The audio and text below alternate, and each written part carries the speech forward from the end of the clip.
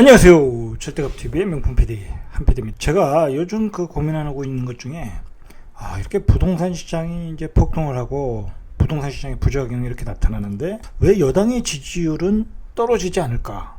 대통령의 지지율은 떨어지지 않을까? 자, 그것에 대해서 좀 고민을 좀 해봤어요. 자, 제가 어떤 정치적인 편향성을 가지고 이야기하는 것은 아니고 그냥 해봤어요. 예를 들어서 지금 문재인 대통령의 지지율이 이제 한 44% 긍정적인 평가, 부정적인 평가는 한 52% 나오지만 40%대가 그렇게 깨지질 않아요. 여당의 지지율도 어느 정도 일정 유지하고 대권 주자들도 지지율이 꽤 높게 나오고, 자, 이렇게 부동산 정책이 사실상 일반적인 전문가들 입장에서 보면 실패라고 얘기를 하지 않습니까? 물론 좌파 입장에서는 실패라고 하진 않지만 부동산에 대한 규제가 그 부작용이 분명히 있다고 전문가들도 다 얘기하는데 그 규제를 개선하려는 방향으로 가지 않고 있다라는 거예요. 자, 그 부동산의 규제 때문에 어떤 구조적 폭등장을 지금 만들고 있지 않습니까? 자, 그래서 어떤 규제를 풀어서 시장 경제로 만들어 가야 된다는 것을 웬만한 시장 경제 전문가들, 웬만한 부동산 전문가들, 또는 지금 좌파 정부의 지도층들도 다 알고 있겠죠. 자, 그러나 제가 생각하기에는 이 좌파가 지금까지 추진하고 있던 부동산 정책을 절대로 바꾸지 않는다고 제가 예전부터 얘기를 했어요. 자, 그 이유는 뭐냐면 생각을 해보세요. 좌파는 분배, 소득의 분배, 그다음에 평등한 사회, 자, 이제 그런 걸 주장하잖아요. 자, 그런 걸 주장하다 보면 부자와 가난한 자가 이렇게 갈라져야 자신의 정치 철학을 펼치기가 쉬운 거예요. 부자와 가난한 자를 갈라 넣어야 되는데, 자, 그 부자, 이 사회에는 부자와 가난한 자가 있다라는 것을 제가 갈라놓기 좋은 게 뭐냐면, 그리고 부자는 잘나서 부자가 된 것도 아니고 어떤 시장 경제를 통해서 부자가 된 것도 아니고, 자, 부동산의 어떤 잘못된 분배, 어떤 부동산 소득의 편중, 자, 그런 것으로 이렇게 이 사회가 부자들이 나오더라. 그거 잘못된 거 아니냐, 이거야. 잘못된 거 아니냐. 자, 그렇게 얘기하는 게 좌파 입장에서는 편할 수가 있어요. 분명히 편할 수가 있어요. 지금의 40%, 좌파를 지지하는 40%들은 그런 생각을 가지고 좌파의 그런 밑바탕에서 시작을 하는 것 같아요. 자, 그렇게 되면 일단은 아무래도 가진 사람에 대한 어떤 증오심을 가지는 세력이 있겠죠. 그런 세력. 그게 이제 우리가 그 기득권에 대한 부정적인 시각을 좌파층들에게 그것을 강조하기 위해서는 결국은 끄집어낼 수 있는 게 부동산밖에 없어요. 그렇지 않겠습니까? 예를 들어서 그 사람이 사업으로 성공한 걸 가지고 뭐라고 얘기할 수는 없죠. 어떤 주식을 사서 커다란 부를 획득했다.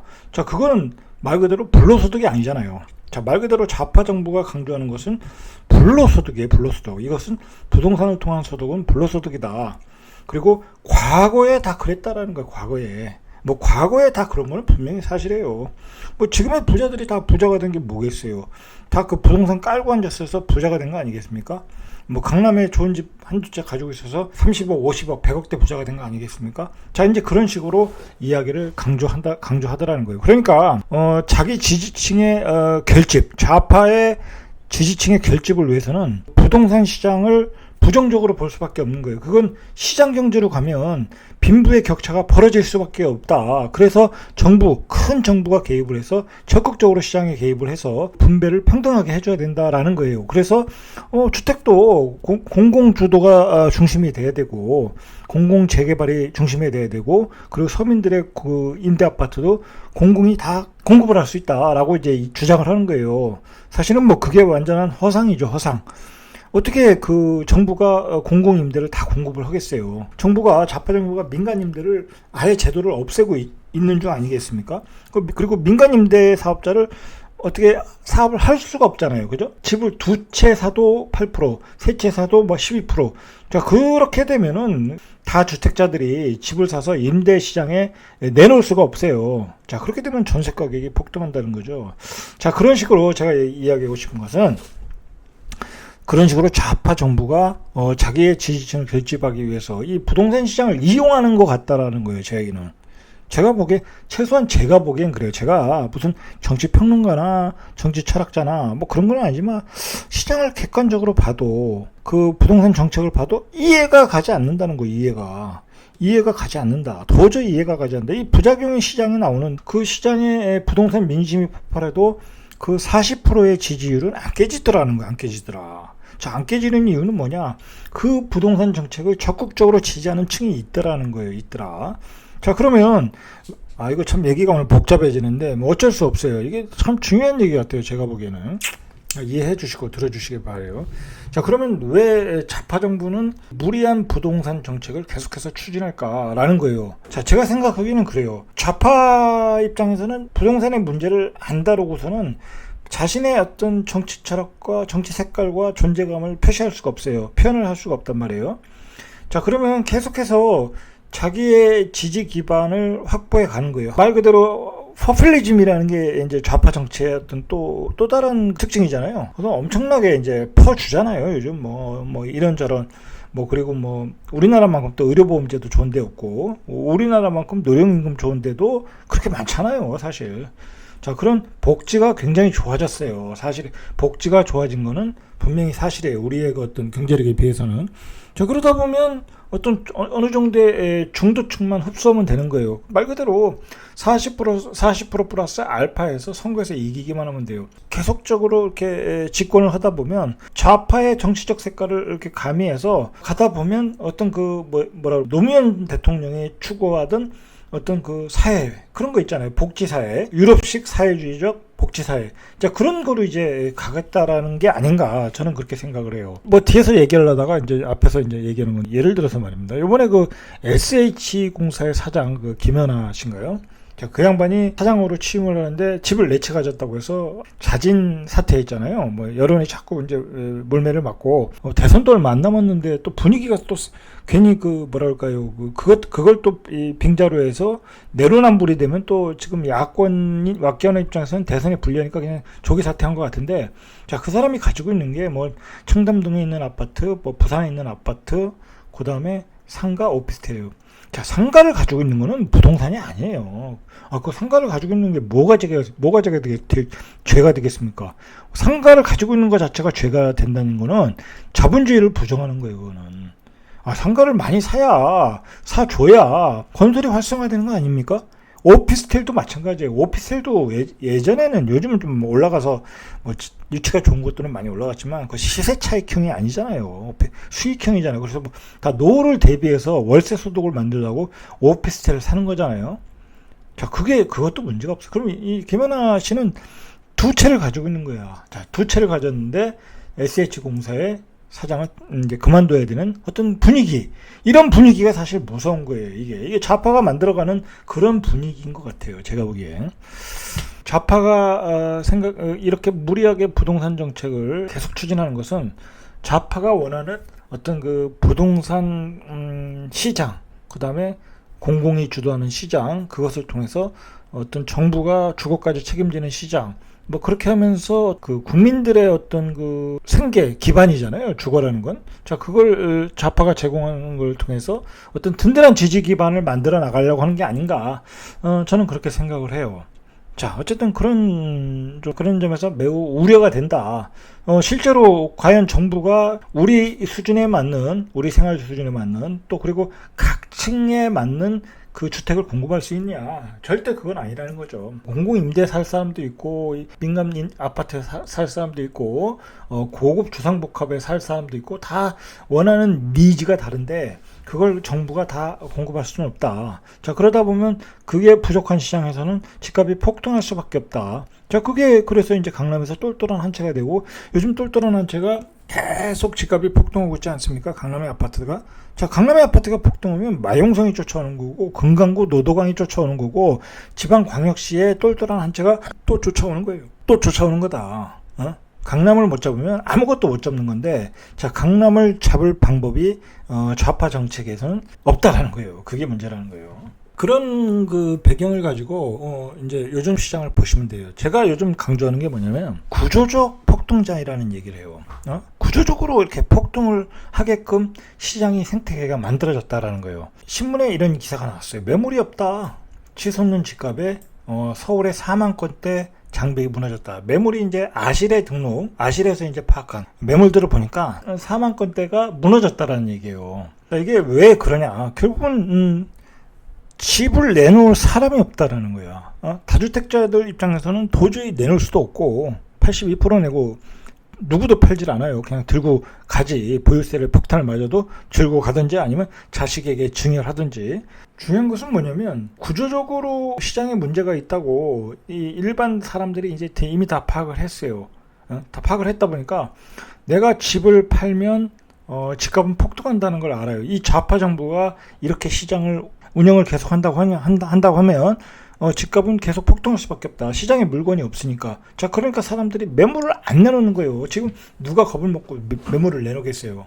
그렇죠? 전세값 폭등하고 시장에 유통 물량 왔는데 어떤 사람이 집을 내놓겠냐? 오죽하면 신문에서 작년에 이제 막 20대 30대가 올 초만 해도 그랬죠. 작년 말에도 특히 심했죠.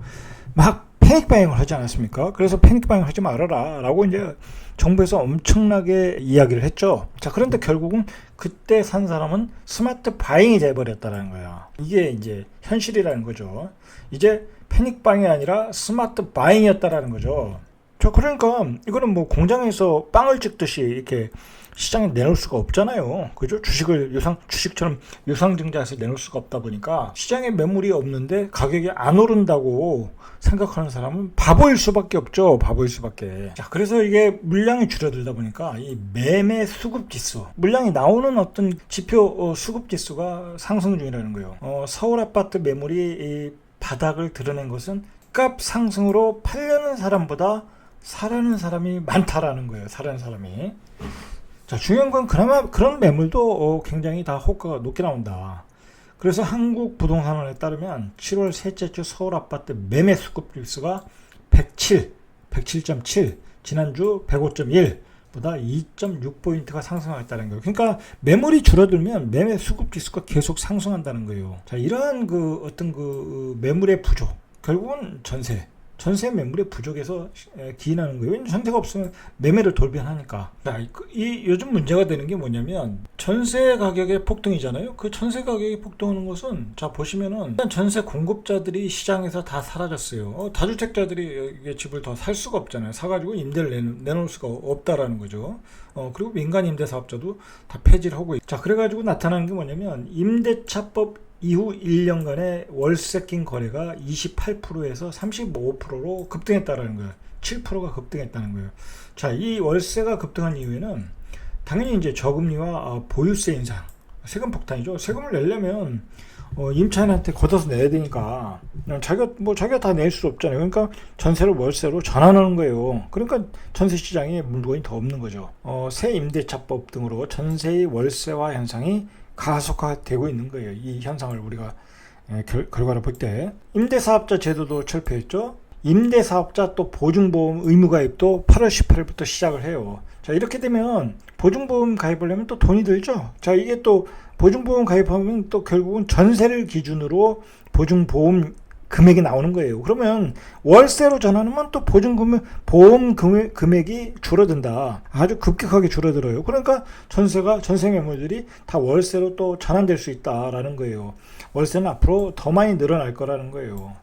자, 이 제도는 제가 보기에는 엄청난 폐해가 있을 것이다. 아마 이거로 내년 정도에 되면 뭐 전세 매물은 더욱 마를 것이다라는 거. 이거 나중에 폐지하자라는 얘기가 분명히 나올 거예요. 자, 정확하게 수치로 보면 작년 8월부터 지난달까지 서울 아파트 전월세 거래량이 한 17만 6천 건 정도인데, 자, 이 가운데 월세 반전세, 월세 낀 형태의 거래가 6만 1,403건, 전체의 34.9%를 차지했어요. 그런데 이게 임대차법 시행 1년 전, 자, 28%였다는 거예요. 그러니까 6.8%가 임대차법 시행 이후에 증가했다라는 거예요. 더욱 놀란 거는 이 월세 가속화가 주로 서민 아파트, 뭐 강남의 어떤 고급 아파트보다는 서민 아파트에서 더 많이 가속화되고 있다는 거예요. 자, 보시면 금천구가 임대차법 시행 전 22.2%래요. 근데 시행 후에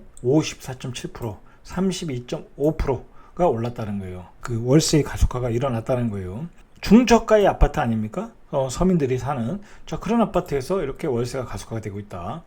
자 강동구가 같은 기간에 25.1%에서 41.3%로 한 16.2%가 올랐고 자 마포구도 32.4%에서 43.8%로 11.4%가 올랐다는 거예요. 자 전체적으로 이게 다 월세가 가속화되고 있는데 특히 그 중저가 아파트가 집중되어 있는 금천구에서 급등을 했다라는 거죠. 결국은 그 예전에도 얘기했지만 이러한 세금 폭탄은 임차인들에게 다 전가가 될 거라고 저도 예언했고 많은 전문가들이 예언을 했어요. 당연히 그 세금을 어떻게 해서 걷어서 내겠어요. 결국은 전세를 월세로 바꿔서 낼 수밖에 없다라는 거예요.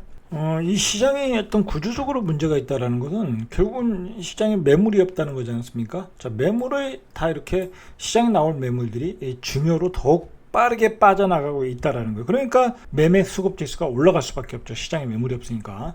자, 그래서 세금을 내니 물려주자. 자, 송파구의 아파트가 증여가 역대급으로 폭증을 했다고 그래요.